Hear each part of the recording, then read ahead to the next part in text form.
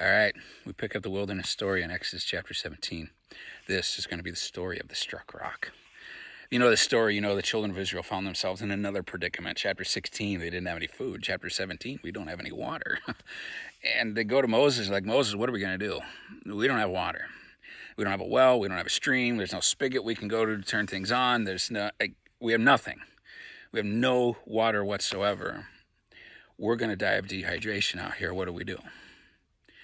And you want to talk about a terrible feeling. That's a horrible position to be in. That's actually probably one of the worst feelings in the world for me, is that feeling of dependency, that there's something I need and there's nothing that I can do to go get it. See, the thing is, I'm the kind of guy, I don't mind hard work. I actually like it, except when I want it easy.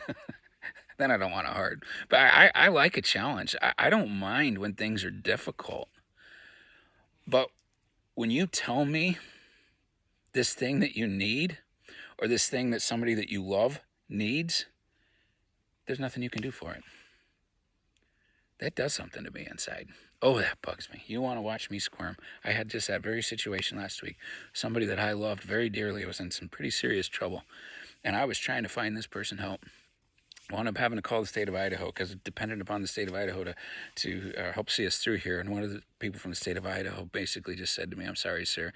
There's nothing that you or anybody else can do to help them." And I'm like, I do not accept that. I do not say there's nothing that can be done.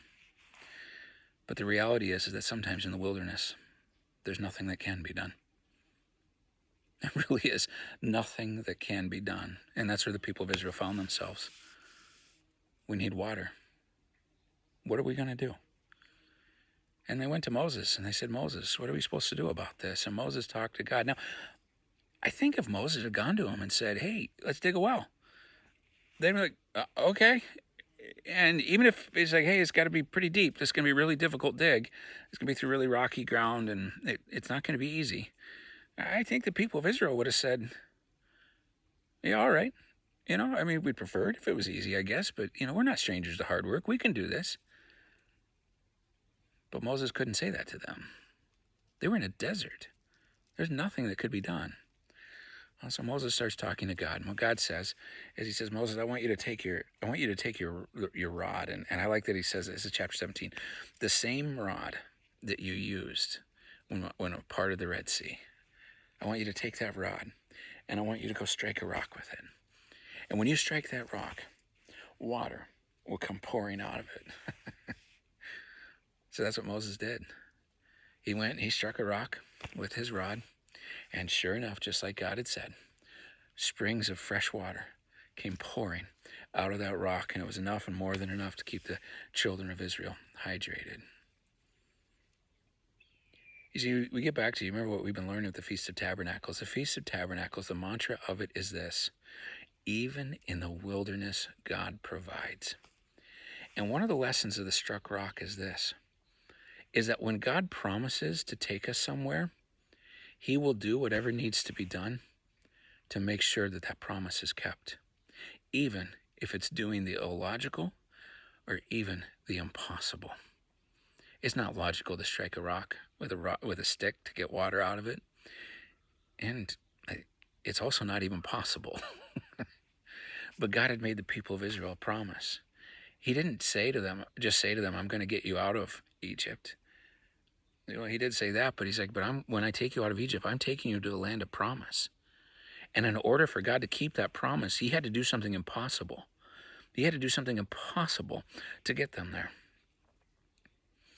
So you find yourself in the wilderness. Here's a couple of questions for you.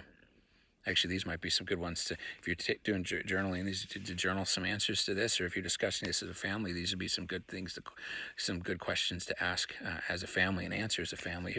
I'll give you two questions with this one. First question is this: where has God promised to take you? What's the land he's taking you to? And then the second one is, when in days past have you found yourself in the wilderness?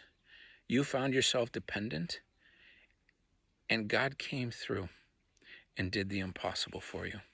God came through and did the improbable. God came through and did the illogical for you.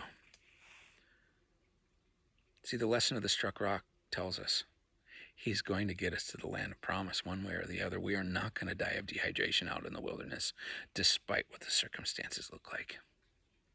All right. Well, you consider those questions and discuss them as a family. I've been hiking out here in the woods. I'm getting thirsty. I need a drink.